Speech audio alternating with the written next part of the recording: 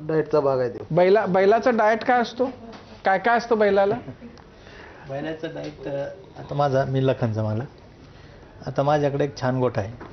आपण आता इथं बसलो, नक्कीच मी तुम्हाला म्हणजे याने सांगू शकतो की आपण कोणीही गिर गाईचं दूध पित नाही, परंतु माझ्या लखन बैलासाठी आणि माझ्याकडे अजूनही 2-4 बैल आहे, त्यांच्यासाठी मी स्पेशल गुजरातहून गिर गाई घेतलेलं आहे. दोन्ही टाईम लखनला 5-5 लिटर आपण गिर गाईचं दूध पाजतो.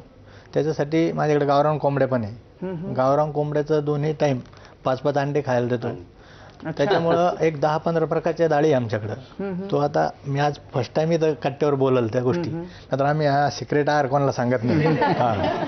तर त्याच्यामध्ये एक 10-12 प्रकारच्या डाळी, त्याच्यामध्ये काजू बदाम मिक्स करून आणि गव्हाच्या पिठाची गोळी दोन्ही टाईम आम्ही ते मिक्स करून भिजवून घालून देत असतो. आणि त्याला व्यायाम पण करतो. म्हणजे मिनिमम आपण स्वतः इतकं खात नाही, म्हणजे मी तरी माझं कुटुंब तेवढ्या त्या गोष्टी ह्या इतकं चांगलं खात नाही, परंतु त्या लखन बैलाला आम्ही खाऊ घालतो.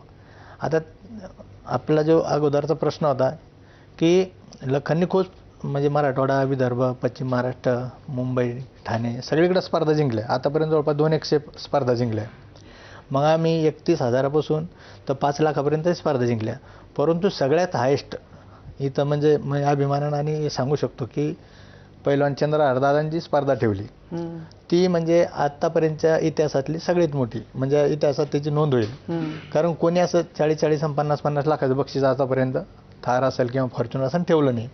आणि ती हायेस्ट स्पर्धा आमच्याच हिंगोलीचे म्हणजे आमच्या बाजूच्या 2 जिल्ह्याचे, तर त्यांच्या सर्जाला सोबत घेऊन ती स्पर्धा जिंकली. ती पण इतकी रंजक गोष्ट आहे की दादाने अगोदर ते ओपनचं मैदान म्हणून डिक्लेअर केलं.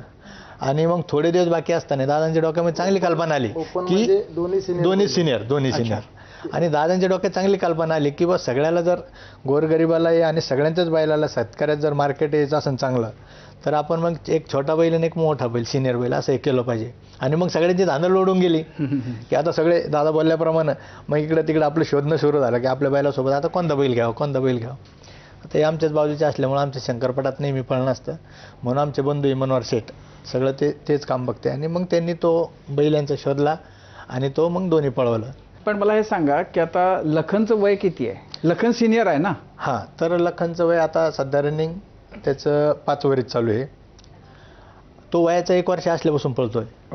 तो जालना जिल्ह्यातल्याच आमच्या बाजू जिल्ह्यातल्या गजानन काळे म्हणून आपण त्याच्याकडून एक 14 महिन्याचा असताना त्याच्याकडून एक 11,51,000ला खरेदी केला होता. 11,51,000 चांगला पळत होता.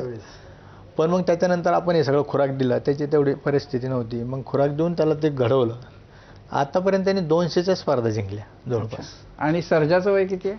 सर्जा एक 2.5 वर्षाचा, 2.5 ते 3 वर्ष. पण मग आता जेव्हा आपण एक सिनियर आणि एक ज्युनियर बैल असं म्हणतो, तेव्हा सिनियर म्हणजे किती असला पाहिजे, त्याला काही मर्यादा नाही समजा. ज्युनियर म्हणजे जास्तीत जास्त किती वयाचा? दातांवर राहतं, त्याचे दात किती पडले त्याच्यावर राहतं. मग म्हणजे सिनियर बैलाचे दात किती असतात? 4 दाताच्या पुढं. ते सिनियर म्हणजे पहिला सुरुवात दात पाडणं म्हणजे ते आदत खोंड.